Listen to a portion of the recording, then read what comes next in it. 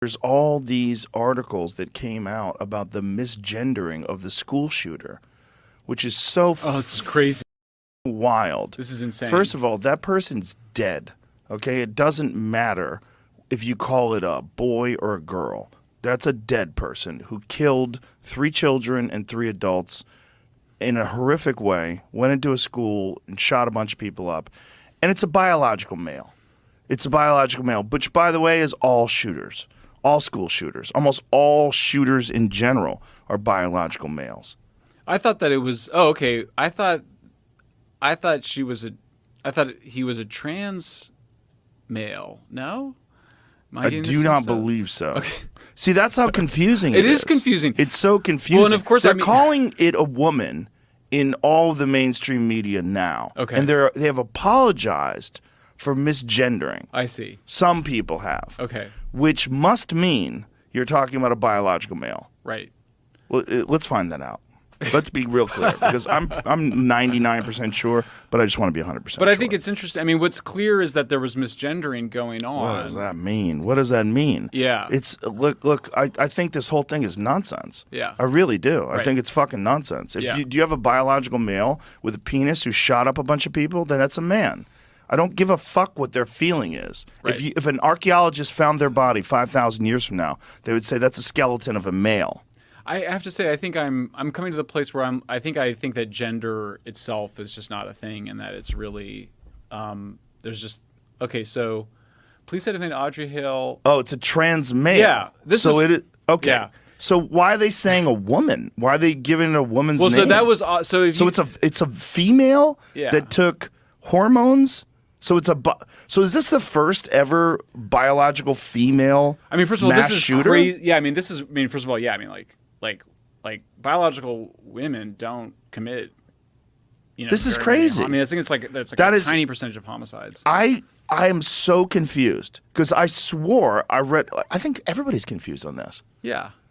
So this is a biological female. I'm even confused. Are you confused? I found an article that says it was born Aiden Hale, Right. but I don't. That's why I'm confused. No, my understanding is that she was a natal female that transitioned to become a trans male. That he was then misgendered by the mainstream woke media as a woman. Oh my god. I mean, right? So This is why. This is a perfect case Maybe study. Aiden is the new name. Audrey was the original. right. name. Oh, so when they called her Audrey, they were dead naming I her. believe Right. That might be Oh correct. my god. Oh my god. So Yeah. meanwhile, I thought I was right, and I was Right. dead wrong. Right. So this is the first ever school shooter that's a biological female. I don't know. Is that true? I believe so. Yeah. I believe so, which is crazy. Which also speaks to the effect of testosterone.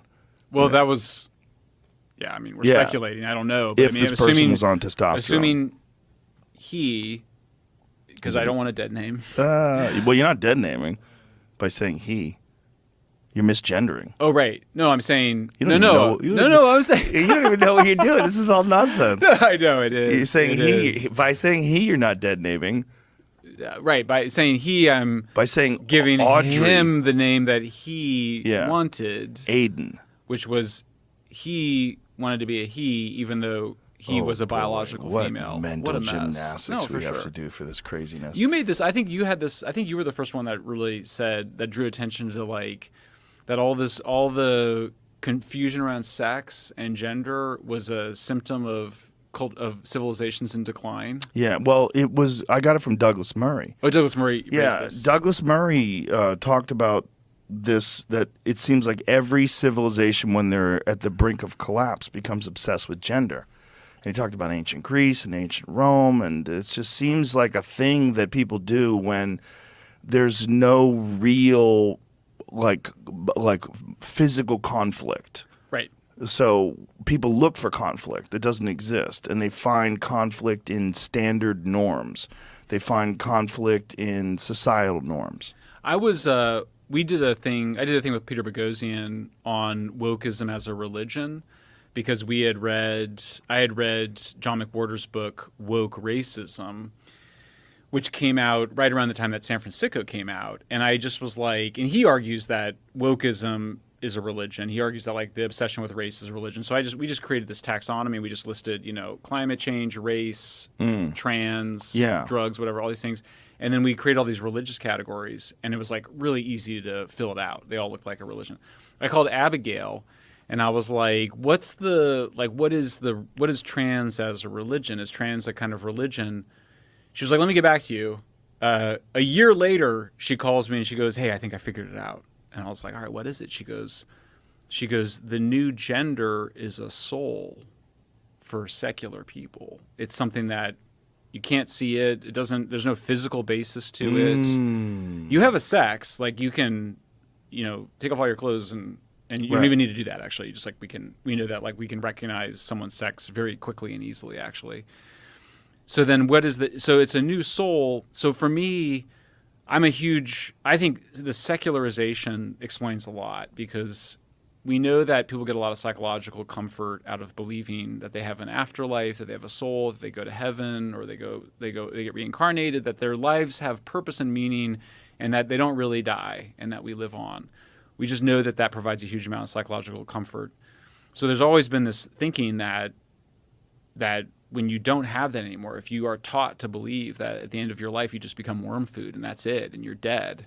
There's some people, my friend Steven Pinker is an atheist, and that's what he thinks, and he still believes, but he also has a kind of spirituality around reason and the Enlightenment. But I think all this stuff, it's sort of end of civilization, but it's also the end of belief in religion. I don't know, Jamie, if you can pull it up, but I thought the Wall Street Journal just published this amazing article about declining patriotism, declining belief in the country. It's shocking. Patrick Bet-David sent me that. Yeah, I mean the numbers it's like I think it's from like the late '90s until today, over the last 20 years or the last 25 years. It was. It's first of all, it's terrifying. You just kind of go, I hope these trends are non-linear and there's something that's going to turn around, because doesn't otherwise seem like it doesn't look good. Yeah. No. So you get that kind of the elites trying to gain control over the society not having any foundational myths. These numbers here.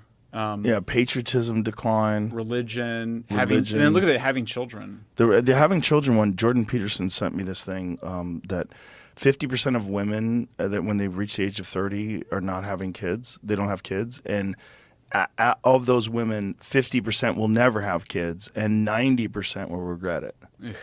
Which is we're in this very strange sort of existential crisis as a civilization that's not being recognized.